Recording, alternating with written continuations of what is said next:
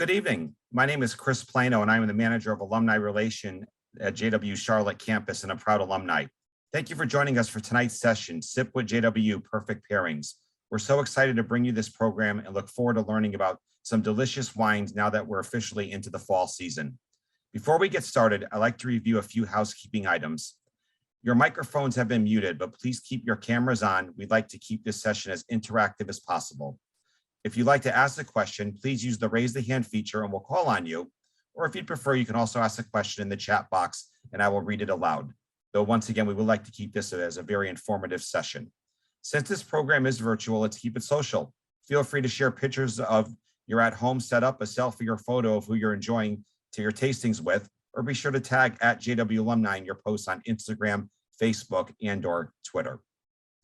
I'd now like to introduce tonight's presenter, College of Hospitality Management Associate Professor Sarah Malik. Originally from the United Kingdom, Malik studied institutional management and hotel catering at Manchester Metropolitan University and earned a master's degree in business from Oxford Brookes University. She has worked for Hilton International and Queen's Moat Houses as a food and beverage director, based Charrington Breweries and West Midland Taverns as a general manager. Studying in Switzerland with Don Smith and the pioneering menu engineering program for a summer developed into a 5-year assignment where she was involved in educating students in hotel management. As a visiting professor to Johnson & Wales University in Providence, Rhode Island, she realized this was where she wanted to settle and raise her family. Professor Malik worked as a general manager running 2 hotels in New England and then returned to Johnson & Wales University, where she has worked for 22 years as a wine and spirit educator.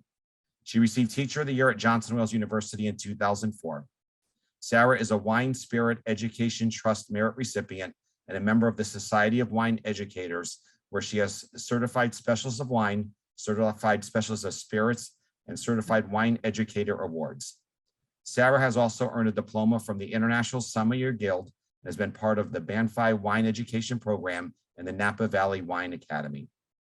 Sarah regularly appears on television presenting segments on wine and spirits. She has also presented at the Society of Wine Educators Conference and BevCon discussing the English sparkling wine revolution. I am truly very excited about tonight's event, and we are so grateful to have you this evening.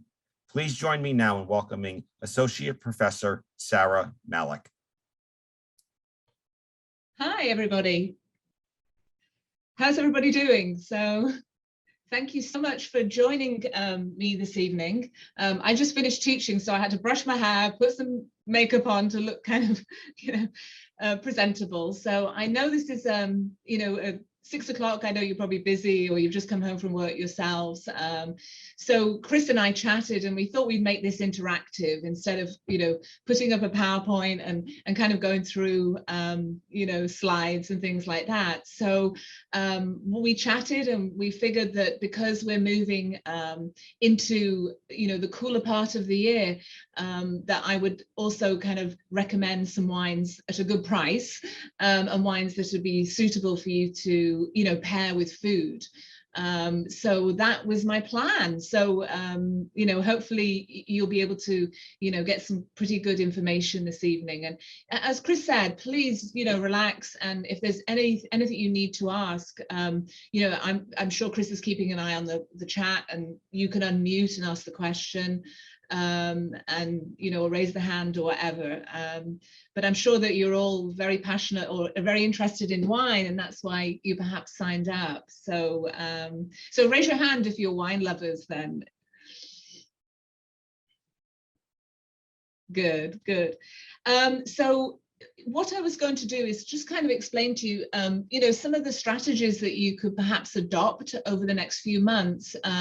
We have not just some very pertinent holidays over the next few months, but we've really got some great opportunities to have dinner with families. I think our food is changing because I'm sure up in the north or wherever, we'll find out where some of you are a little later on, but the weather gets cooler. And I think that changes the way that we eat. And then I think that changes a little bit about the way that we drink. So, I did a little bit of research today for a class that I'm teaching, and it was really about demographics. And some of the trends are quite interesting in the United States at the moment. that they've been sort of doing some studies of, what people are drinking and what age groups and things like that. The biggest kind of consumers of wine is kind of my category, which is sort of over 60 and up to about 70. We make up a huge piece of the pie when it comes to drinking wine. Unfortunately, the other end, where we're really looking at perhaps some of the younger Gen Z or the early millennials, they tend to be not so loyal to wine and maybe kind of moving around and trying beer and maybe spirits or even like non-alcoholic beverages. So it's quite an interesting time to see, especially in 2022, how people are really kind of changing their habits. But tonight we will focus on wine. But don't get me wrong, sometimes I get sick of wine, especially when I'm teaching it all the time and tasting it. For me, sometimes it's nice to have a gin and tonic or a beer or something a little bit different. So a couple of things that I thought I'd do is sort of start at the, kind of at the beginning, kind of maybe the pre-dinner drink. Anybody want to share what they tend to have at the beginning of a meal, or like maybe cocktail hour, or does anybody have any particular wines that they like?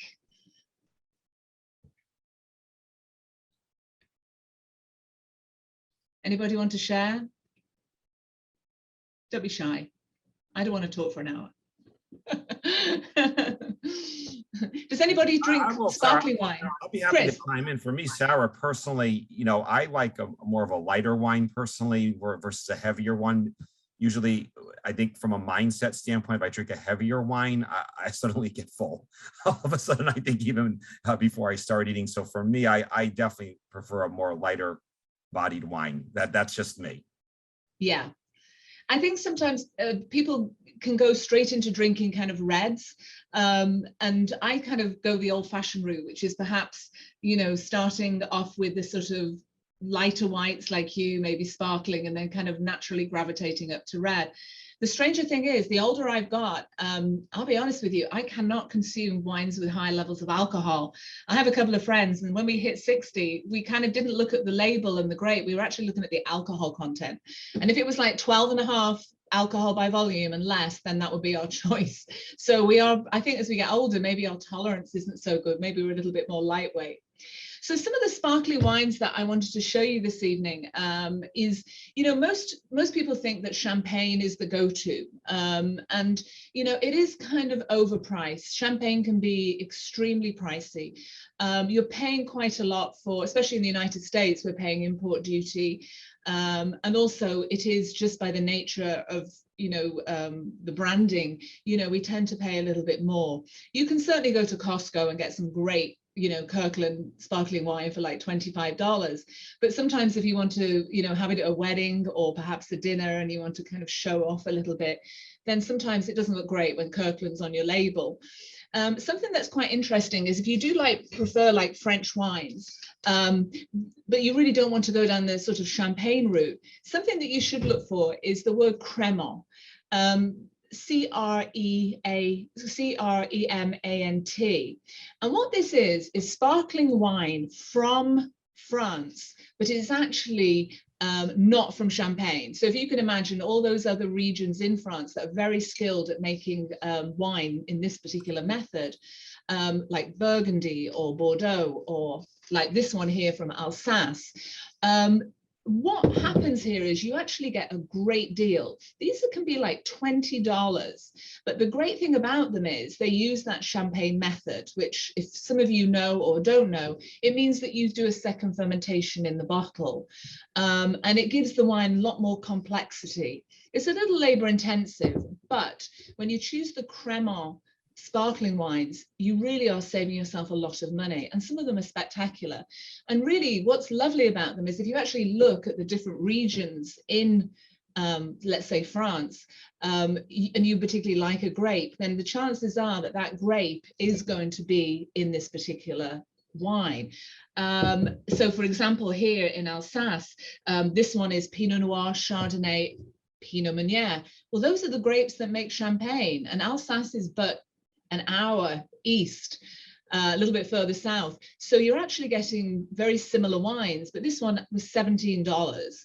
So if you can kind of steer yourself away from maybe some of the branded, champagnes, you can get some really great deals. And so what you look for is you just look for here, it basically says Crémant and then from the region.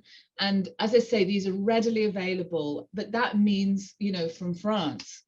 Something else that you may want to consider is this one here is from Germany. I know we're going to have a little look at Moscato and Prosecco, which is so go-to, the Italian sparklings.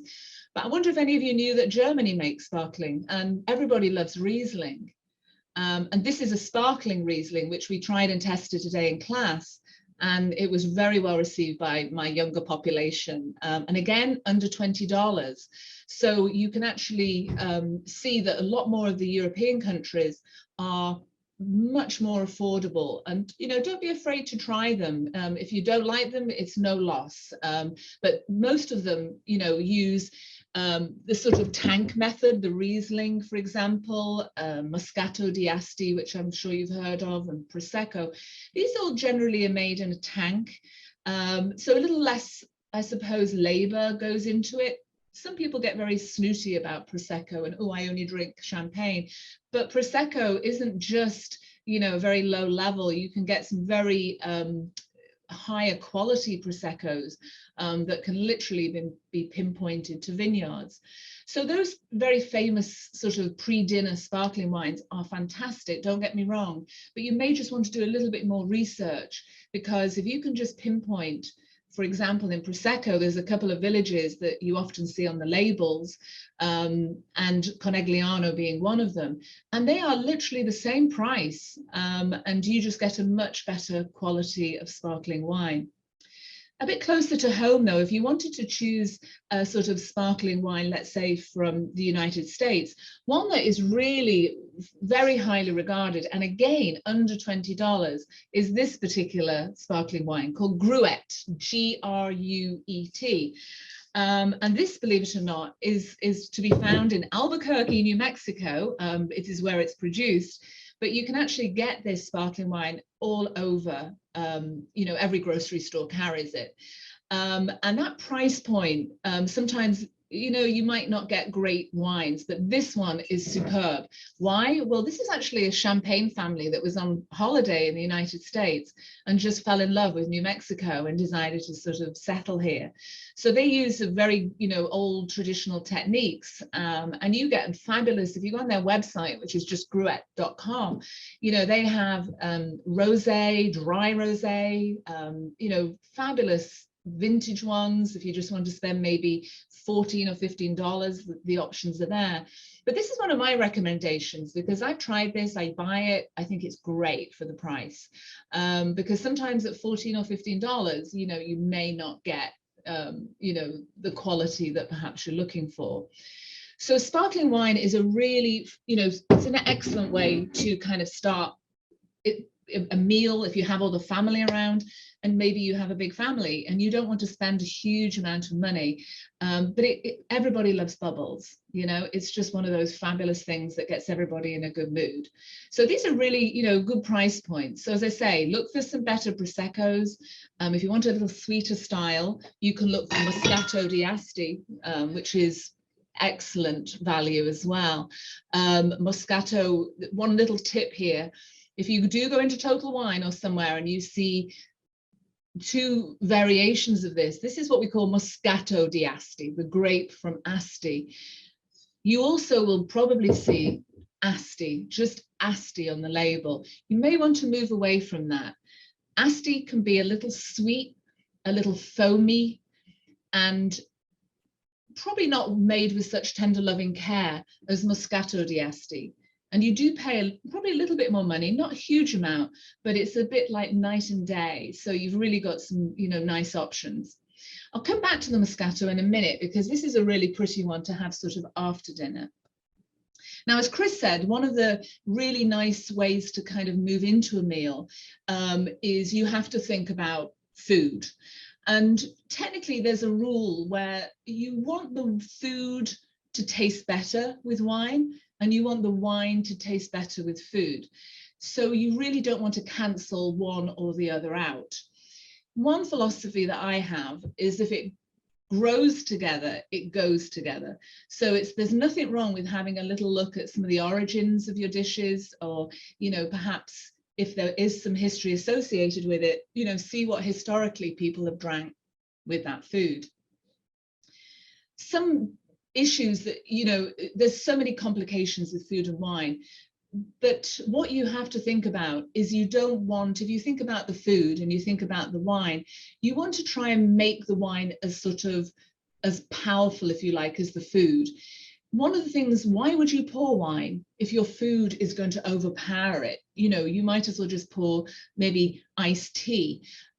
So that is something to really think about, is having alpha, like powerful foods, and then this little kind of backing singer pops in, the wine, and maybe gets pushed out. So you're really looking for some sort of balance with the weight of the food and, you know, some of the flavors of the food. You need the wine to really stand up to that. So with respect to putting food and wine together, I know somebody that spent 2 years drinking copious amounts of wine every night, and his wife would cook lots and lots of different dishes until they kind of found out what was obviously very appropriate to pair. The dilemma that we have in the holidays is we eat some crazy things, you know, lots of salty, lots of sweet, lots of acidic, and sometimes we clam these all together. So I've got some wines that I'm going to sort of share with you that I think are kind of food friendly, which means you haven't got to kind of get one style for this food or this wine for that food. You know, you can just put a food item out, a wine out, and it'll probably check all the boxes. Somebody just asked a couple. I can just... Yeah, we do have a couple of questions, Professor Malik. Okay. One of them from Shanice Foster. Yeah. Tell us about the orange wines that are kind of the new trend. Recently, Shanice tasted one at the Biltmore Estate just up the road here in Asheville. Says it was very delicious. It's amazing. I have a daughter that I've always tried, two, but I have one that I always said to her, hey, you know, you need to learn about wine. And she called me, she lives abroad, and I said, oh, what are you drinking? And she goes, I'm drinking orange wine. I said, oh, that's great. What is it? She goes, I don't know. Like, she was saying it was lovely. And it is true. Some people get very confused about it. So basically what orange wine is when we make white wine, we crush the grapes and we just get the juice out. And that's all we have. We just use the fleshy part of the grape. We don't use the skin, we don't use the stem, pip, nothing. So what is orange wine? Well, we kind of treat it like red wine. We just throw all the skins, everything into the fermenter. And so what you end up doing is you're actually pulling color from the skins, which you don't do with white wine. The skins are discarded. And what's quite interesting with the orange wine is you do use only green grapes. But what is interesting is, and some people are not entirely sure about this, is a couple of the grapes that we have that are classified as green grapes actually have a purple skin, very subtle. Like, you may have heard of Pinot Grigio. Pinot Grigio is a purple grape. It's not a red grape, it's a white grape with a purple skin. And they always tend to use it because it gives a little color to the wine. Gewürztraminer, that's another grape that has a slight kind of pale violet skin. So when you leave the skins in, it gives this color.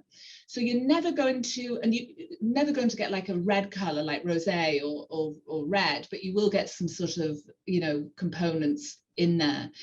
So you're also leaving it, you're kind of really macerating it for a long time and getting lots of color.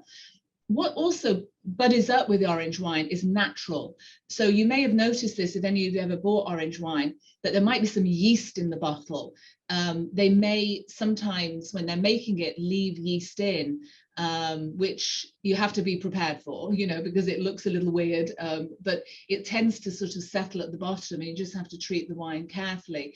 So this orange wine and natural wine are very much close, sort of hand in hand, but it's very popular, and because it just gives a little bit more flavor, as you say, more complexity than perhaps white wine. So I hope that answers your question a little bit. Absolutely. Yeah. That's Oh, you're welcome. Yeah, orange wines are so pretty. Very, very pretty. Yeah, thank you, Shanice, So, for your question. And thank also, you. we certainly encourage alumni, certainly turn your cameras on. We certainly encourage that. I would Oh like yeah, absolutely. sometime during the hour of our alumni and all the faces. But with that said, and also if you do have a question, you can again put it in the chat box like Shanice did, or just unmute your microphone, and we can certainly keep the dialogue open throughout the hour. So certainly, but thank you for that question. So I chose these two wines because I don't know about you, but I always come across wine snobs. These are people that think they know everything about wine. And of course, it's very un-British and very rude to kind of put people right. So I always think you want to blind them with science. So two very kind of, well, one, I'm just going to do I'll show you the pink version, but a really interesting wine. And I don't know if any of you have ever heard of this. This is called Charlotte. It's actually, it's spelt very strangely. It's a T-X-A-K-O-L-Y, and it's pronounced Charlotte. And it actually comes from the Basque region in Spain. I actually went there in the summer, and it's a dialect. It's up in the sort of the northern part of Spain. And this particular wine is absolutely fabulous. There's many different producers, and when you look at the label, you'll have no idea what it means. But it is a wine that is sort of slightly spritzy. It has a little effervescent. So it's sort of not as fizzy as sparkling, but it's a really fabulous pre-dinner appetizer wine. And everybody, when they taste it, it's like, wow, this is great. It's light, it's acidic. And you want acidity because a lot of appetizers, you know, often have dips and sauces and they have lots of acid. You want a wine that's going to have more acid. If you've ever sucked a lemon and then gone back and tried an acidic wine, what happens is the wine goes flat. You lose all that lovely acidity. So the reason I like this is because when you pour this, you've just got to practice saying it. It's like Charlotte. It's quite easy to pronounce, even though you can't possibly read it. And it has a grape called Honda-Rabi Zuri. I know, it's crazy. So what you do is you practice saying Charlotte, you practice saying Honda-Rabi Zuri, and then you pour it very gracefully with your family. And then you say, oh, haven't you tried this? This is fabulous. Honda-Rabi Zuri, the grape, and from, you know, the Basque region. They'll never ask you another question. You'll be like, you'll look like a rock star. And they do actually carry pink, and you can actually get red as well. And they're just slightly tickly on the tongue, like very effervescent. $20, maybe a little less. I know in the north, they're probably a little bit more available than we have them in the south and the southeast. We do have a couple of importers now, but I know a lot of it gets imported to certainly up in the northeast.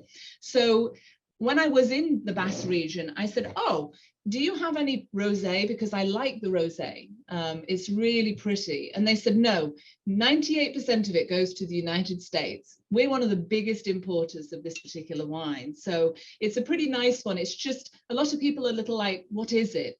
So yeah, this one, Charlotte, and the grape is Honda-Rabi. So by all means, have a little look for it. It comes from the same place that Jose Andres, the chef, comes from, that cool area right on the Bay of Biscay, up near Bilbao, San Sebastian, that area. And if some of you are like foodies, I'm sure you've heard of San Sebastian.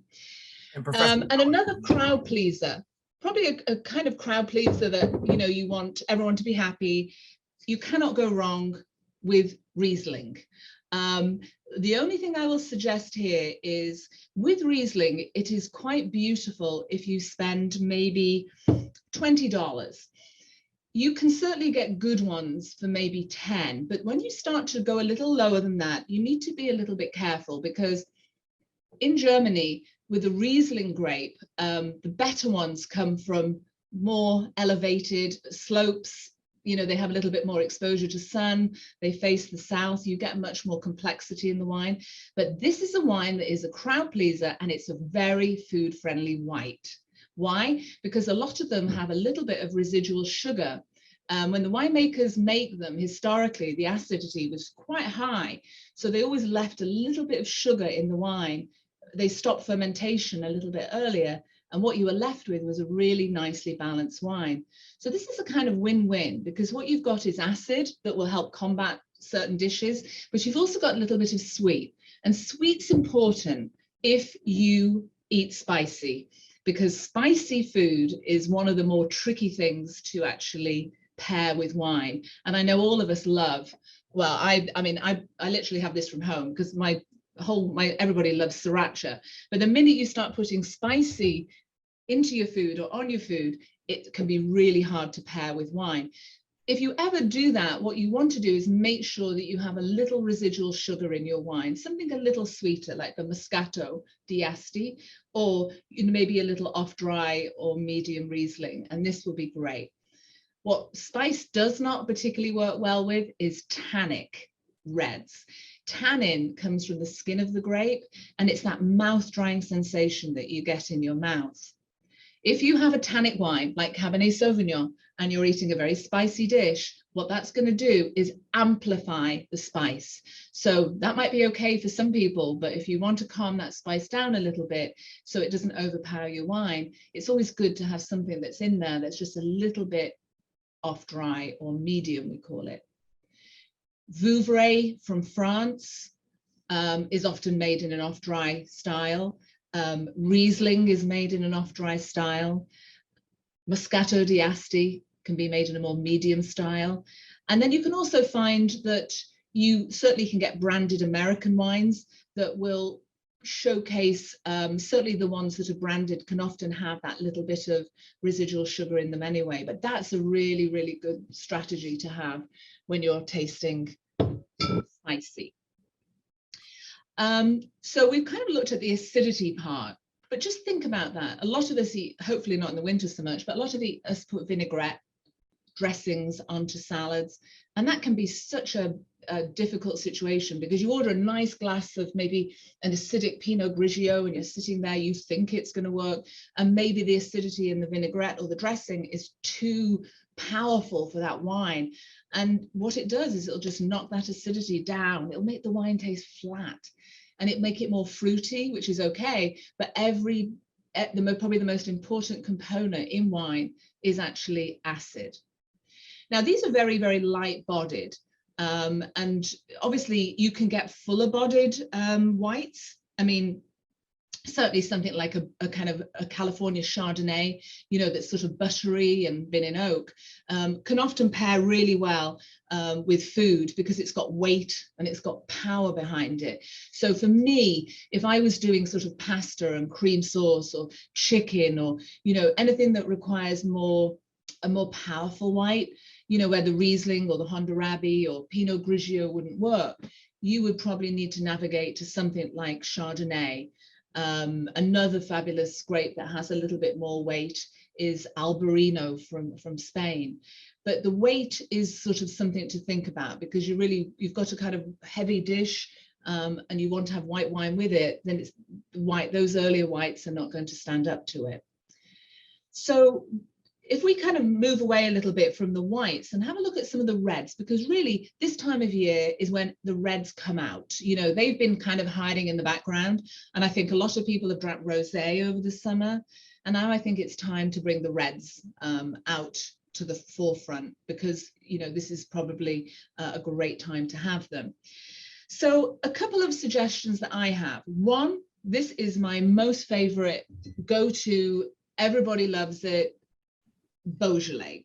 And I remember with Johnson Wales, I did a sip with JWU and we really dug deep and we did a whole hour on Beaujolais.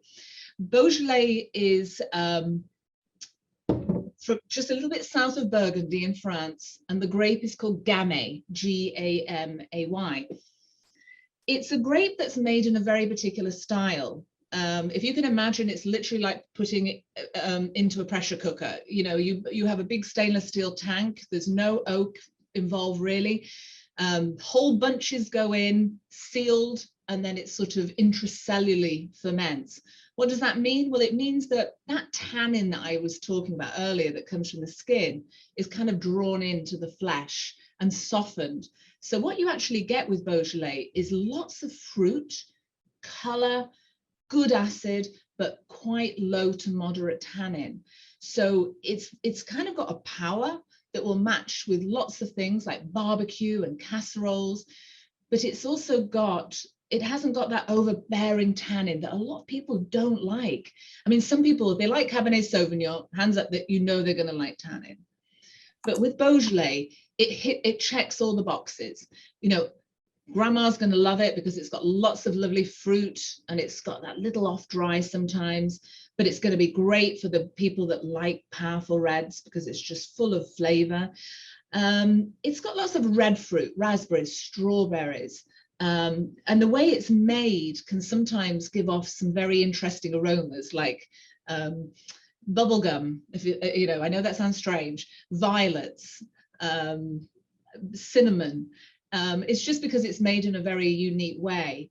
But one thing I will say to you is there are 10 villages in Beaujolais that make the best. You can get basic Beaujolais, and then you can get Beaujolais Nouveau. I think it's the third Thursday in November, so it's right around Thanksgiving. You'll probably see it. You go into the grocery stores and it's that lovely colorful bottle. And that's usually just a marketing that's sort of saying, hey, this is what our Beaujolais is going to be like for the next year. But one really good strategy is to actually look for Beaujolais Village. If any of you are like taking notes, it's basically the group of villages that are, there's 39 of them that can actually make, oh, brilliant, perfect. Oh, Sarah, you got it as well, that's great. Do you like it? It's just no, you're not open to you. You like it then, Kathy? Yeah, it's so easy to drink. You actually don't even need to have food with it.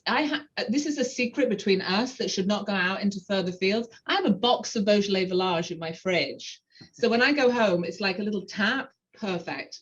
And Beaujolais Village is just a superb step up from Beaujolais. If you really want to go out and splash some, you know, a little bit more money, $25, $30, I know that's kind of pricey, you can go to one of the villages. And this village here is Bruy, Brouilly. And Bruy is one of the villages. Morgon is another village that's great. And these 10 villages are on the best soil. These are on, you know, granite, which produces just this fabulous, you know, concentrated complex wine at a great price. Because I don't know about you, when you're looking for California wines, unfortunately, everybody loves them in the world. So they're in great demand and you end up paying a lot of money for some of the better, you know, California reds. So your other alternative is some of the blends, which are okay. But Beaujolais is a really reasonable price and it definitely is an easy drinker. Pour it a little bit chilled. I sometimes pop it in the fridge, just half an hour before you serve it. And it's just quite exquisite. Another one that I really like is Shiraz. I don't know if anybody has ever buys Shiraz, but a lot of people think, oh, this is so powerful. It's really, you know, a big red. I couldn't possibly drink this. Shiraz is actually a medium of everything. When you're tasting it, you're literally going to say it's medium acid, medium tannin, medium alcohol. It's just got lots of lovely fruit. And this one is from Hunter Valley in Australia. It's Tyrrell's. Everybody can buy Tyrrell's in the United States. It's a great producer. You can put a lot of money out for Shiraz from Australia, but you can get some really good ones for like $20. What's great about it, it's in the sort of same threshold a little bit as the Beaujolais, is that it's very easy to drink. Like you could probably drink it without food, but it's got lots of lovely fruit and it's a real crowd pleaser, great food pairing wine as well. My third alternative that I bought that I think is such a great wine that no one really kind of drinks as much as they should is this wine here called Dolcetto. Dolcetto, D-O-L-C-E-T-T-O, is an Italian red. I was going to bring Lambrusco because Lambrusco is having a kind of renaissance and that's really superb. But this little grape here, Dolcetto, is the sweetest little grape. It's just like Beaujolais. It's very easy to drink. You can pop it in the fridge. And I'm sure if you have sort of studied wine a little bit, you've probably heard of Barolo and Barbaresco, these big, powerful Italian reds from the northwest part of Italy. Well, Dolcetto is grown in the same terroir or the same place, but just got this lovely, approachable red fruit, beautiful kind of purple color, and just a little bit shy on the tannins, and then therefore your tannins, you know, really kind of, as I say, can be controlled a little bit. So Sierra, you took a sip. Did you like it? It's really good. It's not like too dry, and I could taste the fruit of it. It's really good. Show me the bottle. Did you, was it a particular, was it a, oh, it's the same one. Yeah, Louis Jadot. It's a great buy. It's a fantastic one. Yeah, because what happens in Beaujolais, just like Burgundy, is they have a lot of people growing grapes, but they don't have, you know, so much land or acreage that warrants them having their own winery. So they sell their grapes to these sort of negociants. And Louis Jadot is fabulous. So, and then they'll bottle it and label it under their own label. Yeah, it's a really excellent wine. Sarah, can I ask you a question? Do you like tannin? That drying sensation in your mouth? I do. Yeah. Yeah. I have the Shiraz too. I don't know. This one says Shiraz Cabernet. Oh, Penfolds. That's a fantastic one. Christopher Penfold was the doctor when Australia was a British colony, and he started growing grapes and making wine to give to the people that were prisoners there.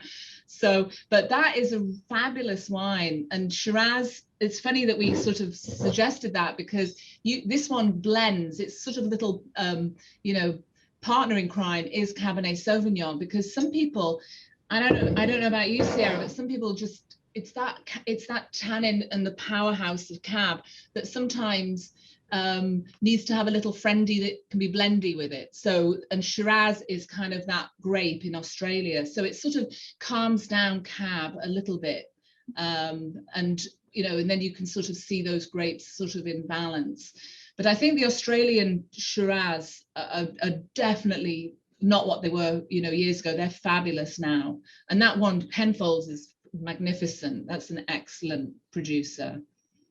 Absolutely fantastic. One red I wanted to show you here was, this was one that for the people who don't like dry, you know, if you wanted something a little sweet, this is every time I pour this in class, actually that's a lie, every time I pour it anywhere, they're like, oh my God, tell me that wine. Oh my gosh, let me take a picture. Where is it from? You know, so this is a grape called Dornfelder, D-O-R-N, Felder, F-E-L-D-E-R. And this little grape, Dornfelder, is made in a sort of, I wouldn't say it is as sweet as Moscato, but it's definitely what we would call medium. That means that all of us would notice sugar in it, but it wouldn't be sweet enough for a dessert. So this little wine here that's made, it's a 2020, it's made in Germany, can be another one that is popped into the fridge. It's fruity, it's sweet, because think about that Thanksgiving meal. It's going to have cranberry, it's going to have like lots of different things in it, sweet pie, you know, the sweet potato. So this one is fantastic. And the great thing about Dornfelder, especially this one I think is from Total Wine, $11, if that. It is such a bargain. And I promise you, if you bought this wine for your family, chilled it a little bit and poured it, they will be like rushing out to buy it the next day. It's not cloy sweetness. It's just got this nice sort of subtle sweetness. Acidic, not too, but the acidity is there, and very low tannins. And it's just so pretty when you pour it. It's got this lovely sort of pink, you know, purpley color to it. Has anybody tried Dornfelder? Sierra, what is going on? We're like telepathy, because you had a look at the list. Show me the one you've got. Yeah, this one is Dr. Heitman's. I have to say, you have more, definitely better budget than me, because your wines are much better than the ones I have. That's a fabulous one. This was the only one they had at Total Wine. So it was Taste like $14. How many? It was like 14. It wasn't too bad. So would you taste it for me and tell the group what's your perception of it?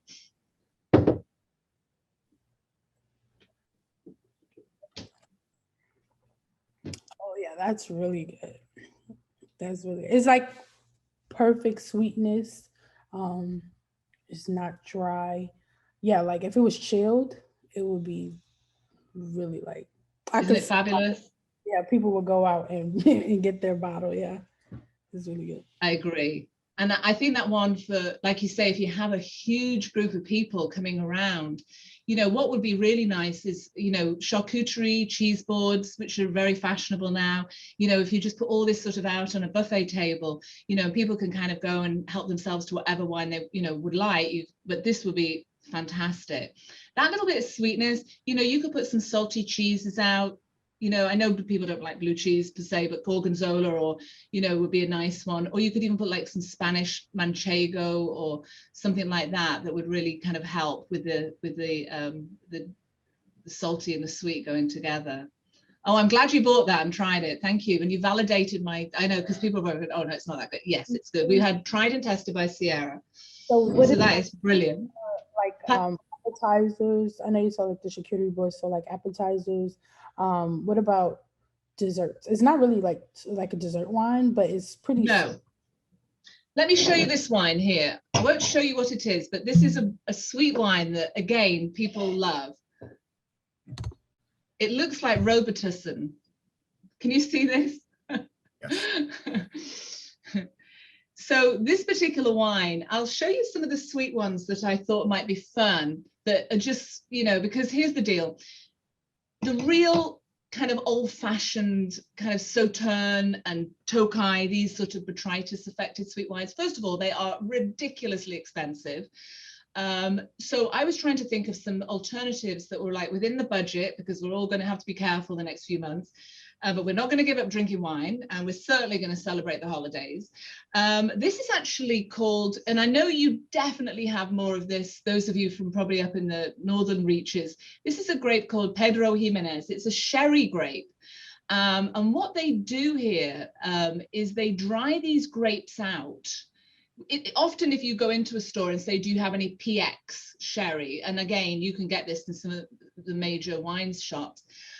They get the grape and they put it out on sort of straw mats and they dry it out. So it goes like literally like a prune. I mean, this smells like prune juice, if you like, or raisin juice is probably more appropriate. But what's really lovely about this is that you can, something that I've done is you can get like a sheet brownie and you can kind of cut the brownie up. And then you can kind of pour this into the brownie and then just put whipped cream on it. Oh my gosh, it is absolutely beautiful. Or even like biscotti, you could pour this into the biscotti, or you can just drink it with any dessert. I mean, you could have this with like apple pie, anything like that. And the good thing about, the sherries, they're not expensive, but a lot of people think they're going to be kind of funky because of the, a lot of people are used to drinking those Fino sherries that have that yeast layer on them, and they can sometimes be a little kind of weird and nutty. But this one is literally like, well, my students said it was like a cross between molasses, like a very sort of texturally sweet molasses, dried raisins, and they loved it, and I think it's again a crowd pleaser that could go both ways. Another one that I thought might be, again, because there's so much availability and very affordable, is port. A lot of people don't buy port, and port is absolutely fantastic. And this, because port goes with chocolate, it goes with like pie, it goes with cheese. So if you have this sort of, selection of like cheeses and desserts out, you're going to be battling that whole, oh my gosh, what can go with what. And this is just a sort of very, an extension of that. You can actually get, ruby ports for like $15, $20. This one is what we call a late bottle vintage. And it's actually a really good choice, because what it is, it's actually a good year. It's a vintage. This is 2004. But they age it for you. So when you actually go into the shop and buy it, this has already been matured. So you just have to pop it and pour it. The problem is, if you bought a vintage port, you're supposed to like put that under your stairs for 20 years. You have to open it with a corkscrew, decant it. It gets very complicated and very expensive. So sometimes the best choice is to get like a reserve ruby or this, what we call late bottle vintage. And it is, and you don't need to pour much. Let me just remind you this, because this is fortified. I'm just trying to see the alcohol on here, 20%. Okay, so this is like powerful. So you only need to pour, you know, a couple of ounces. And this will do the trick as well. Everybody will sleep well. You know, this is a nice sort of go to bed, sleep. Professor Malik, I see a whole lot of sipping going on, and I see some eating as well from some of the foods that you recommended for this evening. Oh, that's fantastic. Yeah, so that I love the participation. I definitely would like to, if there are any questions, you know, please, you can certainly unmute your mic. Yeah, because that was kind of my last wine, and I was going to leave like 10 minutes for people to ask anything they want, as you know, and I'll try and answer them if I know the answer. Absolutely. Or if anyone wants to maybe tell us what kind of foods they have in front of them, maybe I'd say. Yeah, and what's working, what isn't working as well. Well, I have, I don't know if you could see, but I have some cheddar cheese, lemon, a brownie, goat cheese, and chips and sriracha. So I've just tried the cheddar cheese with the German wine. Dornfelder, yeah. So it was really good. I haven't tried it, and then I have this Moscato d'Asti. I haven't tried this one yet. Oh, nice. And but my question was, so I am looking to start like a supper club with my business, and I wanted to really just introduce different wines with each course. So how do I go about learning more on how to, you know, just getting more knowledge on which wines pair well with what dish, and, you know, just how to get more knowledge on it? Absolutely. You are more than welcome to send me an email of Sarah Malik, sarah.malik at jwu.ed. Oh my gosh, I don't even know my email address for work. You know the email for JWU, but Sarah with an H.Malik. I'll happily, you know, you show me your menu and then I can give you some pointers for sure. Some of those things I talked about tonight, though, you know, were kind of, you can get great books that can go into such minute detail. Before you look around, you're completely like blindsided, you know, like what goes with what. You know, if you honestly think about the components in food and wine, they're both the same. You know, you've got like acidity, you've got sugar, you know, you've got sourness, saltiness to a point, salty more in food, but you've got a certain salinity in some wines. You've got to think about the weight. I would not go with that whole philosophy of white meat, white wine. It just, you know, if you go to places like the most famous dish in the world in France is coq au vin. It's a chicken cooked in red wine. Julia Childs would always demonstrate this. You know, it was a Pinot Noir. And she always said, if you're going to cook in wine, it should be as good as the wine you're drinking, you know. But certainly, you know, it's just having some sort of very simplistic thought process. And I have a really good PowerPoint. If Chris can forward me, you know, or you can email me, I'll happily forward it to you. And it's got some really good tricks that show you, you know, what goes well with food, what wines go well with food, and I'll happily help you. And you'll get to learn it. Like tonight, it's perfect. You've got some wines and you've got those little food items. So when we finish tonight, try them, taste them, and just see what works and what doesn't. And I promise you, you don't need to be sort of a scientist, you know, to really, thank you so much, Chris, you put my email in there, you know, to really navigate it. We're all human beings and we all have this sort of, you know, idea of what works and what doesn't. As I said to you, I think the biggest problem is the acid. You know, if you kind of, that lemon that's on your plate, if you kind of suck that and then you go back to sort of one of those acidic wines, you'll see the acidity in the wine will just kind of crash. Tannin, you've got to be careful with tannin. And, you know, sugar is in kind of whatever level, you know, is great with spicy food. But, you know, don't worry about white wine, white dishes. It doesn't work like that. You can put anything with anything, you know, as that whole mantra I just said. If you go to the countries, you know, look at what they do, it gives you some great insight. But Sarah, I'll happily help you. Professor, You're welcome. Professor Malik, there was a wine you spoke about earlier that began with the letter T. Are you able to spell it for us? It was earlier in the presentation. Is this the Chacoli? Yes. So that's that's the sort of name of the wine, and you kind of pronounce it like that. So you can see it's spelt like that, but you pronounce it Chacoli. And look at me, I can't even spell the grape. Honda, isn't that great? So there's a site online where this woman sells t-shirts and she just has Honda Rabi written on it, because no one's going to have a clue what it means, but we all know now that's the name of the grape. But that's the name of it. But this wine, it was actually Ed Corrie. If any of you, do any of you know Ed Corrie? He was at Providence. He was in the Providence campus. He introduced it to me. I hadn't got a clue what it was. And he goes, oh, I love Chacoli. And I was like, oh yeah, I do. Never tried it, never heard of it, never knew where it was from. This was years ago. And I tried it and I just loved it. It was that fizzy, you know, just light, fun wine. Thank you for that. Yeah, Chacoli. Sometimes people call it Chacolina, but it's a really kind of interesting wine. Any other foods out there? Anyone's trying, pairing up? Good chance. So Kathy, you were drinking the Beaujolais Village. Did you have any white food with that?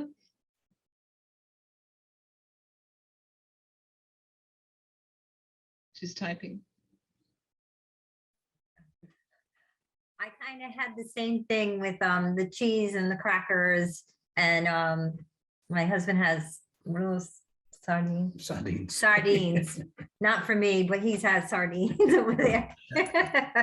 And a little bit of chocolate.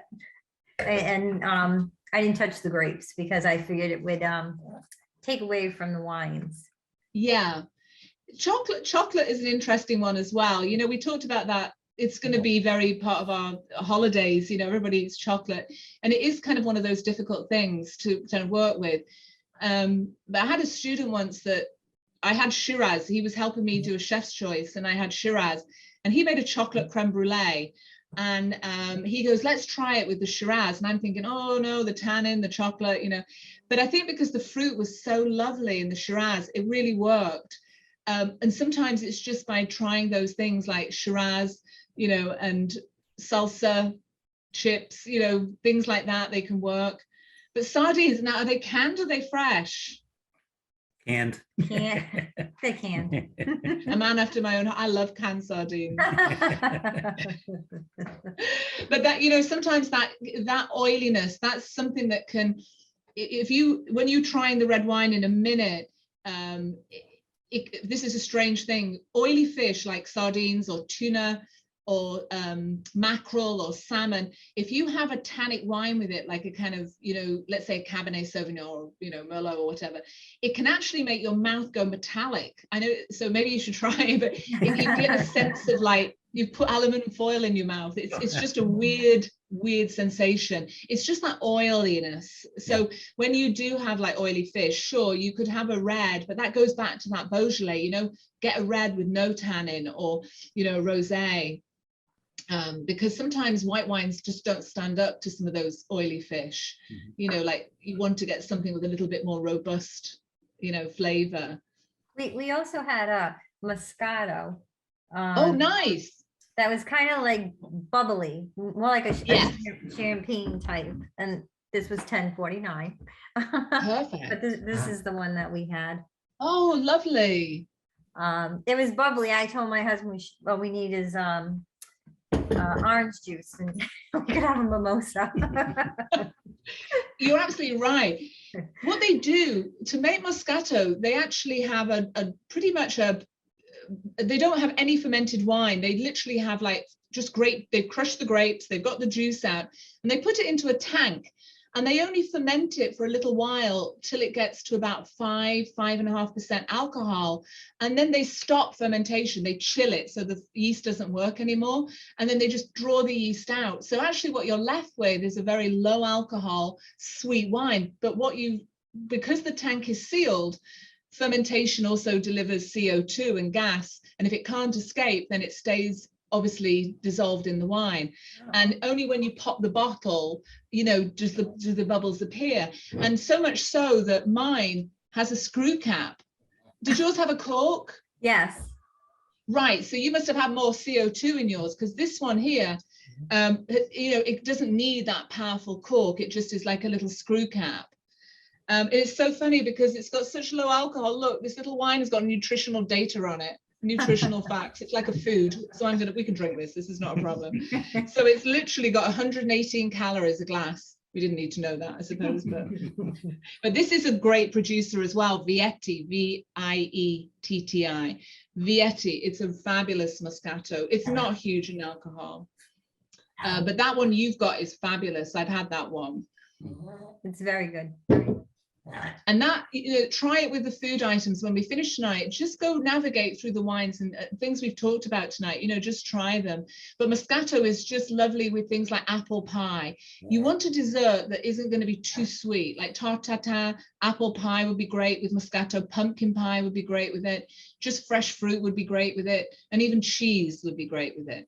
So Moscato is a superb, and it's light. It's not too, as I say, don't get the nasty asti, we call it. Asti is just too sweet. Moscato is much nicer. You pay a bit more, but it's worth it. Thank you. This has been a great, an hour has flown by. I can't believe it. Wow. But Professor Malik, thank you very, very much. Thank you. And I do want to thank all of our alumni for participating this evening. Virtually, we have recorded this session and we'll also send it back out to you. But you know, great informative hour, and I can't believe how fast it went by. But you know, thank you again, Professor Malik. What an amazing program. How about a round of applause for Professor Malik in the last Oh, thank you. hour Thank you. here. Great job. I've learned a lot in the last 60 minutes or so, and I hope the alumni joining us this evening did as well. I now like to introduce Liza Gentile, Director of Alumni Relations, to close out tonight's program. Liza? Thanks so much, Chris. Professor Malik, thank you so much for teaching us about all of these wonderful wines this evening. We're so grateful that you shared your time with us and your knowledge. Your love for JWU and your passion for beverage education is so appreciated and so apparent. Thank you all of our alumni in attendance today.